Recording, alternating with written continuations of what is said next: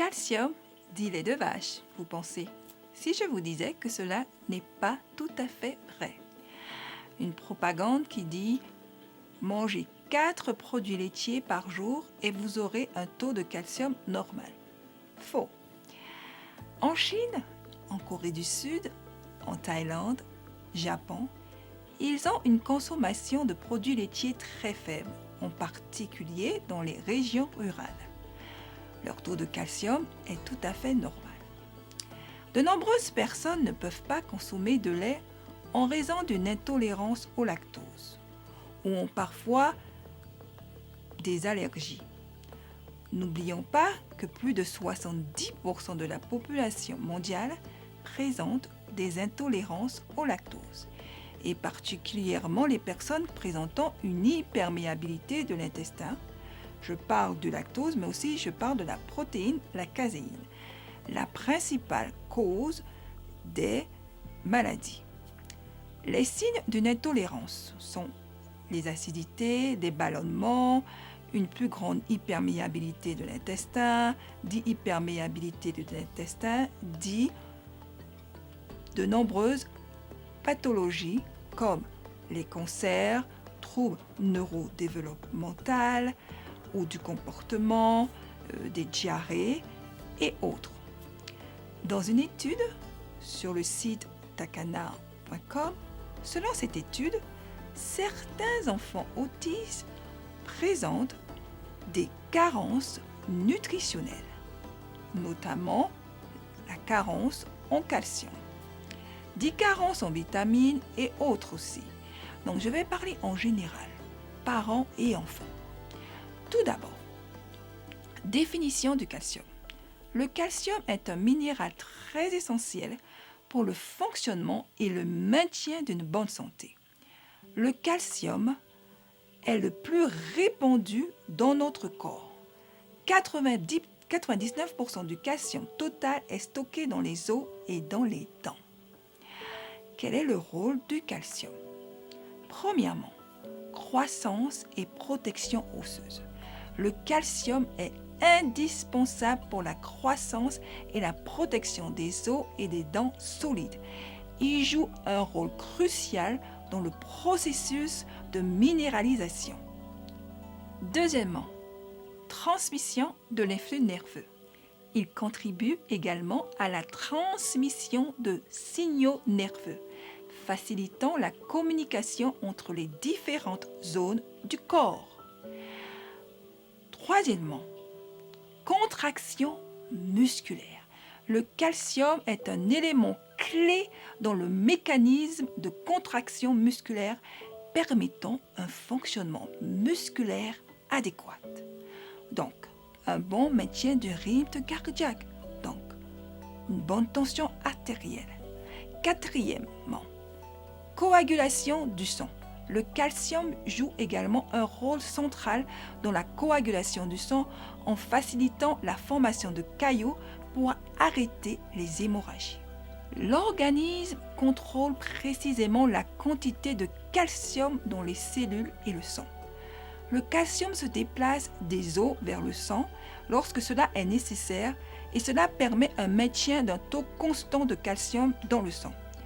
En cas de consommation insuffisante de calcium, une quantité importante de calcium sera mobilisée depuis les os pour maintenir un taux constant de calcium.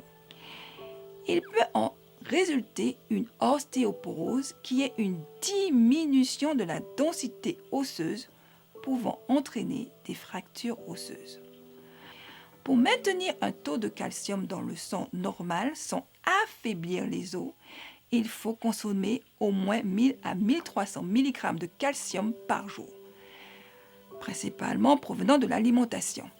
La vitamine D est également nécessaire pour aider à absorber le calcium.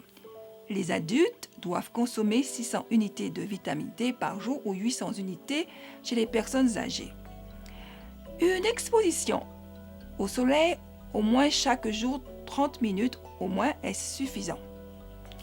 Le taux de calcium dans le sang est régulé principalement par deux hormones, la parathormone, La parathormone est produite par les 4 glandes parathyroïdes situées en arrière de la thyroïde dans le cou. Lorsque le taux de calcium sanguin diminue, les parathyroïdes produisent plus de parathormone. Lorsque le taux de calcium dans le sang augmente, les parathyroïdes produisent moins d'hormones. Alors, on va parler de la calcitonine qui est produite par la thyroïde. Elle aussi cette hormone permet de réguler le taux de calcium dans le sang. Donc, ces 2 hormones sont vraiment importantes pour maintenir un taux constant. Alors, une quantité trop faible de calcium dans le sang est appelée hypocalcémie.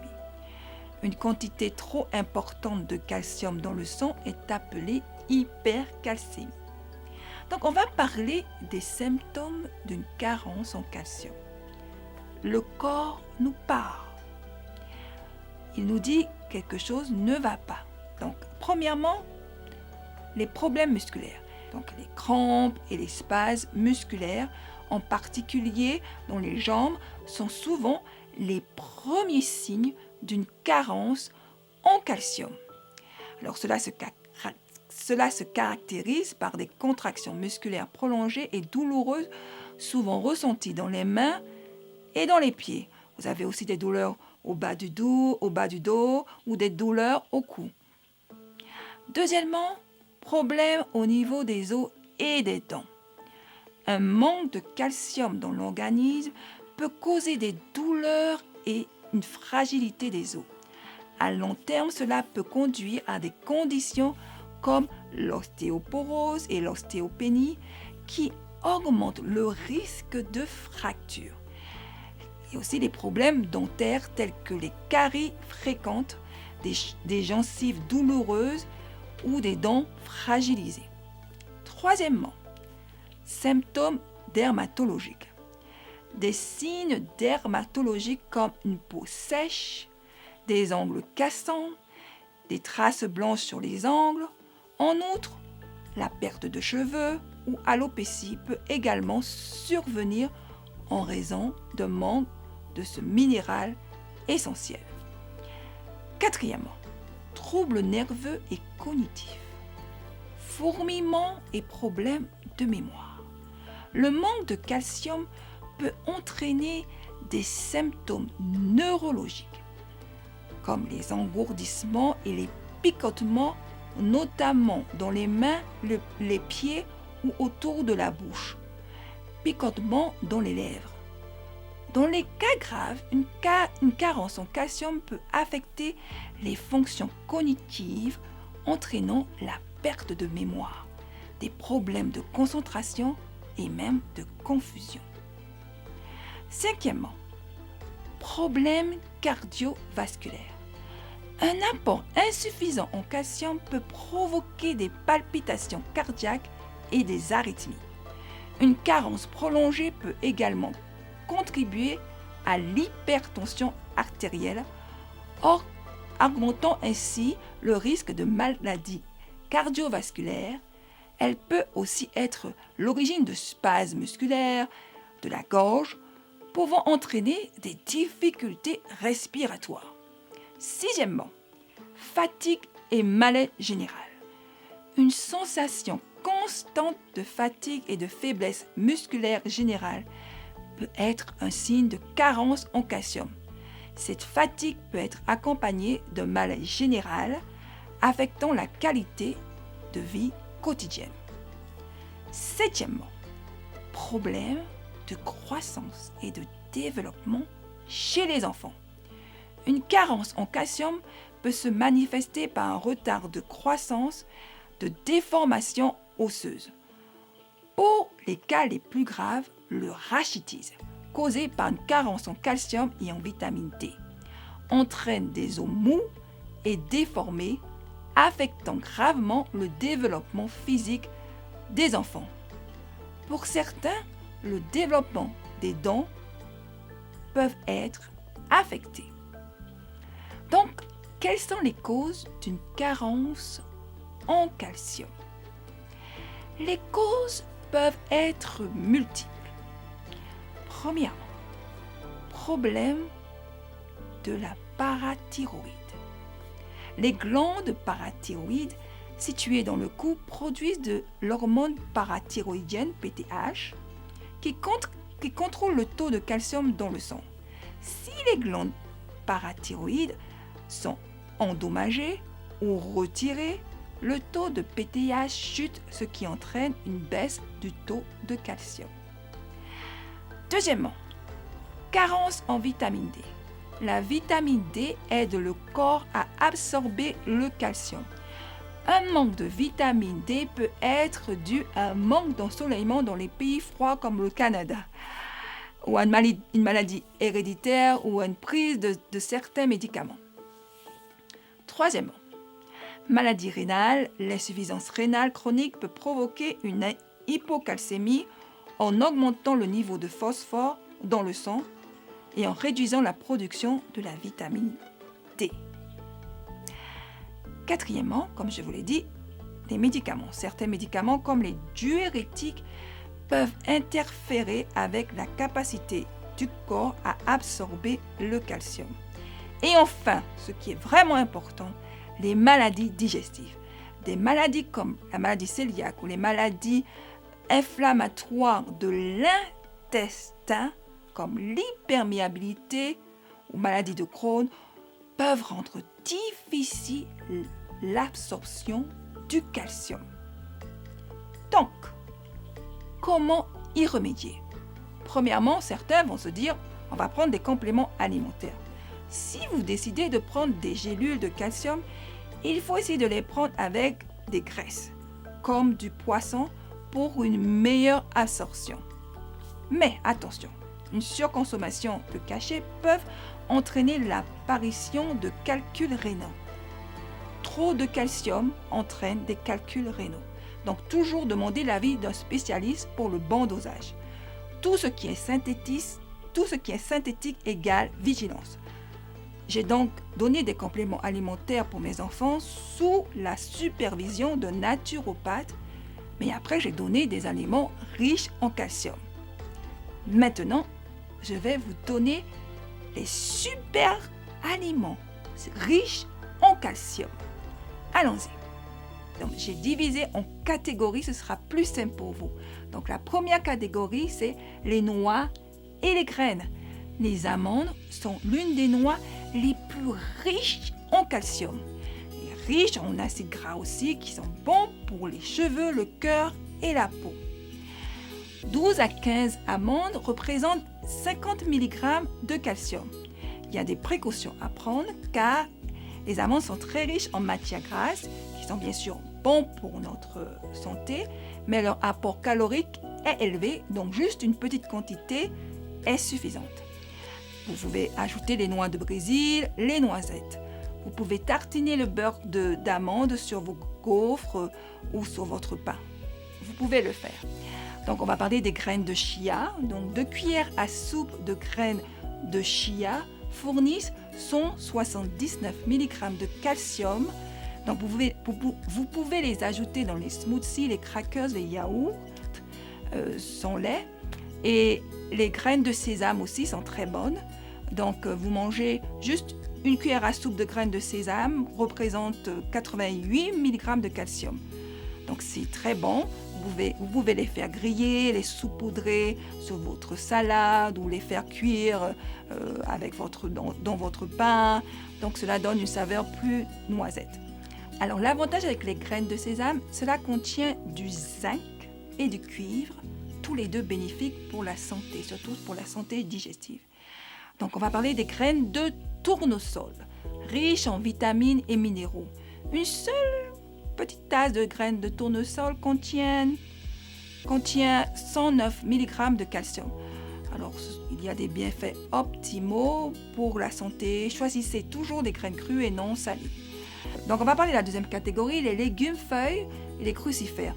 Les choux frisés, seulement 2 tasses de choux frisés ou hachés, fournissent environ 180 mg de calcium. Ce légume à feuilles vertes est riche en antioxydants qui peuvent prévenir ou retarder les dommages cellulaires. Ajouter du chou frisé haché à une salade ou faire sauter ou faire cuire à la vapeur, c'est très bon aussi. Donc on va parler des brocolis, les crucifères. Une tasse de brocoli contient 87 mg de calcium. L'épinard, les choux, les artichauts, les roquettes. Vous pouvez faire une soupe qui s'appelle la soupe Zabiton, que j'espère vous montrer, qui est une soupe de la Martinique qui est très riche en calcium. Donc, on va faire une petite parenthèse. Il est préférable de cuire les épinards qu'à présence d'oxalate qui empêche l'absorption du calcium. Donc, si vous mangez cru, assurez-vous d'ajouter du citron car l'acide citrique aide à la décomposition du calcium et facilite donc l'absorption par le corps. On va parler du gombo. Alors, une seule tasse de gombo contient 82 mg de calcium. Le gombo est également une source importante de fibres, de fer et de zinc. Donc, le plus important, c'est la cuisson. Cuisson à la vapeur ou rapide. À la dernière minute, vous ajoutez vos légumes feuilles. Cela garde tous les nutriments. Donc, on va parler de la troisième catégorie qui sont les plantes. Le moringa. La feuille de moringa est riche en vitamines et en minéraux, notamment en calcium. 185 mg de calcium pour 100 mg de moringa. C'est pourquoi elle est largement utilisée comme supplément de calcium dans l'alimentation, soit en poudre ou soit naturellement avec les feuilles. Donc, vous pouvez le consommer une fois comme ça, ou en salade ou en soupe. On va parler aussi de la spiruline, qui est riche en calcium, les algues séchées. Quatrième catégorie, les fruits et les fruits séchés. Contiennent du calcium. Orange, pamplemousse, en général, tous les fruits sont riches en minéraux et en vitamines. Mais on va se concentrer sur les figues séchées. Juste 2 figues séchées représentent 65 mg de calcium, soit 5% de la valeur quotidienne de calcium. Consommez 2 figues par jour au petit déjeuner ou en collation accompagnées d'une poignée d'autres noix et graines sont très bons pour notre santé, meilleurs que les biscuits industriels. C'est un snack simple et simple. Nous allons parler de la 5e catégorie, les légumineuses. Les haricots rouges, noirs, blancs, pois chiches sont remplis de calcium. Donc nous allons parler des haricots rouges qui représentent 105 mg de calcium. Donc une petite tasse représente 105 mg de calcium.